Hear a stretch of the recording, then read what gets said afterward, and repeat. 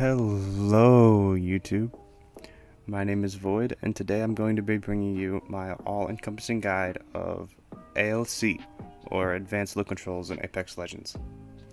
I've been playing with ALCs for a long time since they added them to the game in Season 3, and I've tried a million different settings and I've experimented and I really worked to figure out and get a good understanding of what each setting and option does in Advanced Look Controls. And I want to share my knowledge because I know how hard it can be to find your own personal settings, and I'd like to help people in doing that. So first, I'm going to go down each bar in my personal ALC settings, and I'm going to explain what each of the different options do. And then afterwards, I'm going to give a sort of system I've developed to help you find your personal ALC settings. I'm going to load into the firing range, and then we're going to get started. Okay, and so before we get started, I want to take note of a couple different things. Your ALC settings are going to be found at the bottom of your controller settings, and to use them you have to turn them on, and once they're on, these 5 bars that control your regular sensitivity are going to be disabled, and now your sensitivity is going to be controlled through the bars in Advanced Look Controls. I'm on PC, but all of this still applies to console. There is no difference besides aim assist value, and you can actually opt to have a PC aim assist value at the bottom of your console Advanced Look Control settings. So I'm going to start at the top and I'm going to work my way down. Also to note, I use the D-pad when navigating Advanced Look Controls because it makes it a lot more easy to recreate your sensitivity if you happen to need to log into a different account for any reason, or say you just accidentally hit the restore defaults there at the bottom. So typically whenever you're going through this, I'd recommend just emptying everything out and going down, working your way down.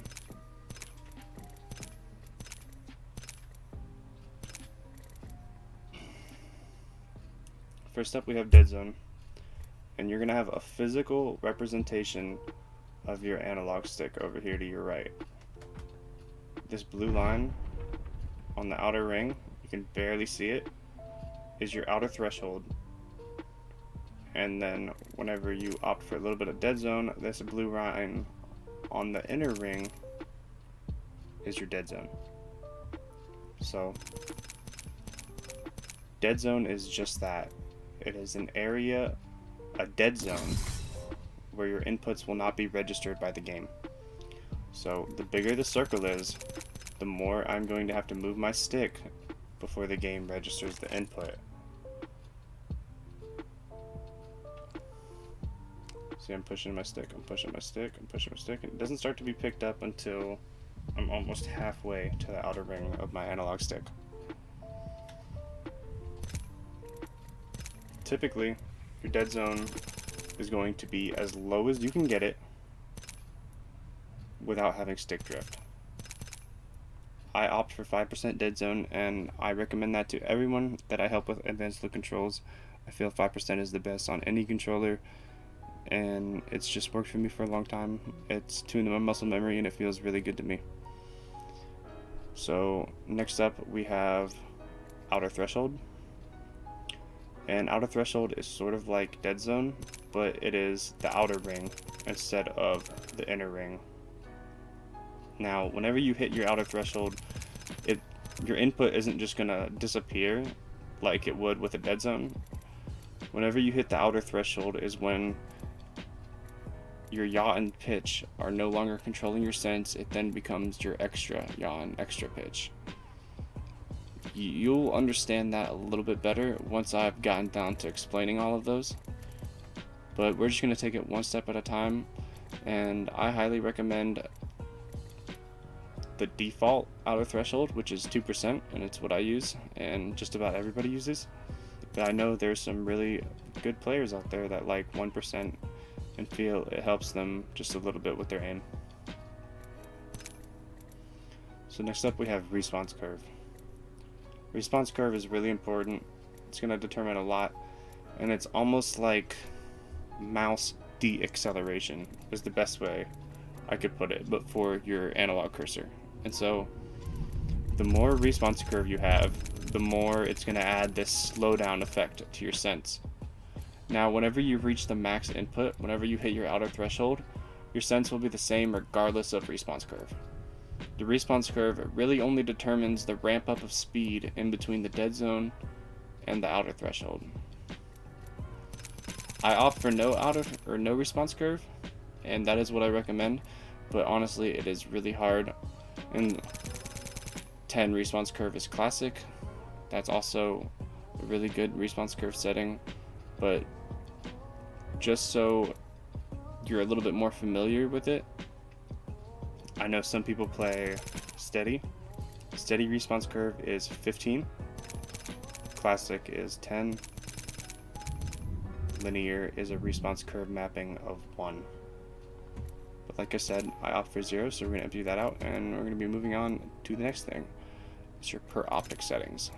Now, this 1.0 is your ADS, and these are all multipliers. And so the way I have it is a little bit layered as a ramp up, going down to where the further I'm zoomed in with the scope or optic, the faster my sense is, to give it sort of the same feel, even though I'm super zoomed in.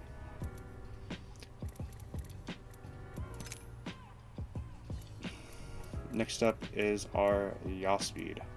Now, yaw speed is your literal horizontal left to right sensitivity.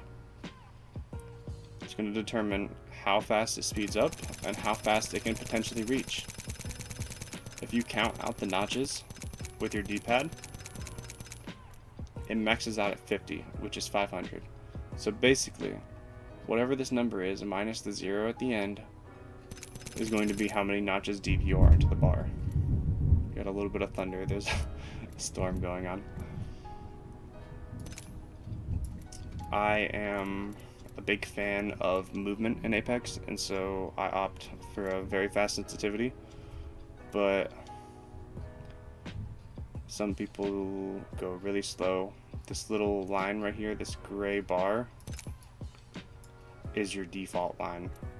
If you match all the default lines throughout your ALCs, all these gray bars, if you put your settings onto each of them, then that would be a 3.3 classic setting, which is the default for controller in Apex.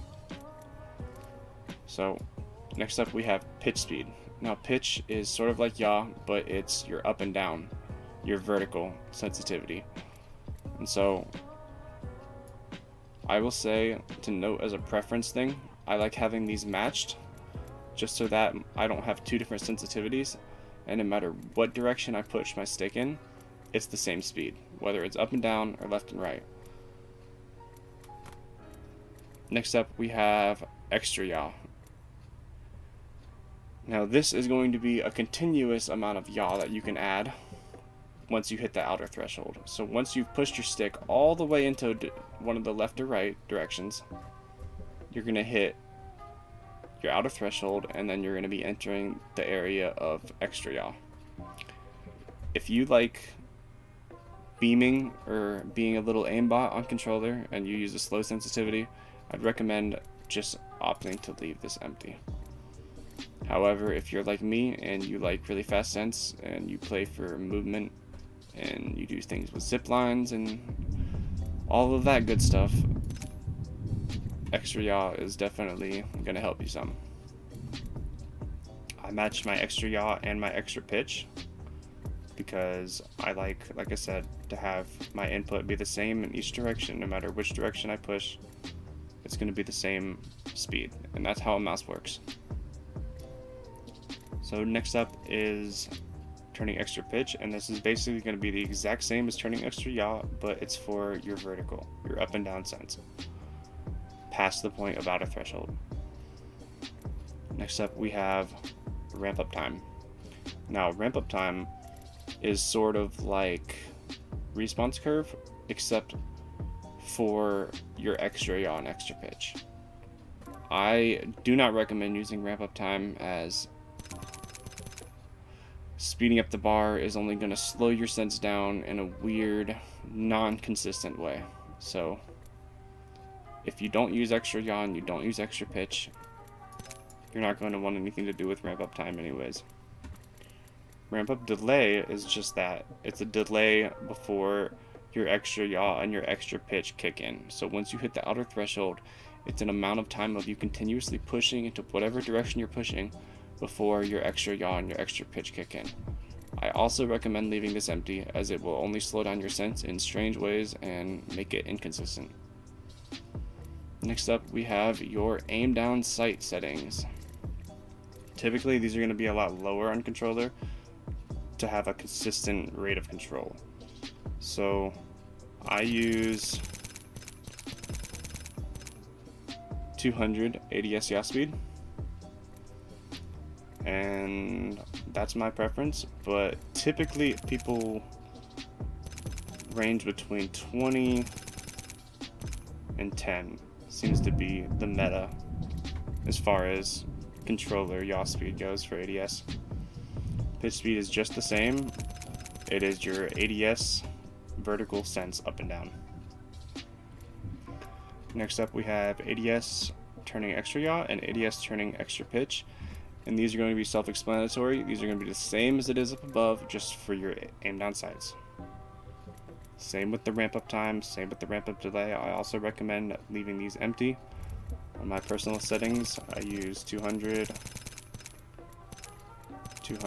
and then it's going to be 100, 100, because the extra yaw and extra pitch bars are always going to be exactly half.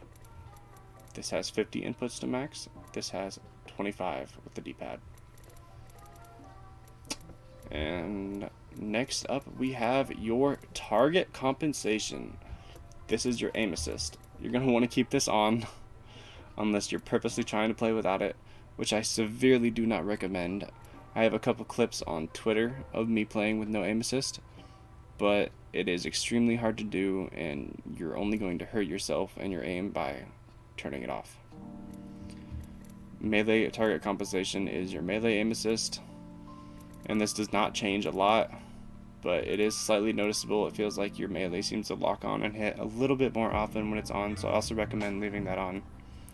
And then if you are on console, this next bar is going to be your PC aim assist bar, and if you turn that on, it's going to opt to change your 0.6 aim assist value to a 0.4 to be the same as it is on PC. I also don't recommend that.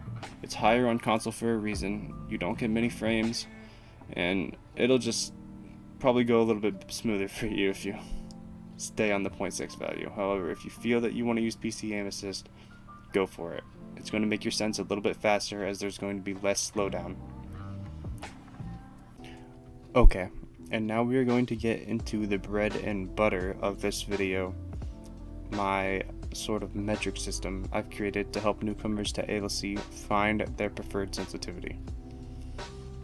This is a system that's taken me very long to create, and I have people DM me on Twitter regularly asking for help, and I can't message back everybody, and so the best way to help as many people as possible was to make a video explaining all of it.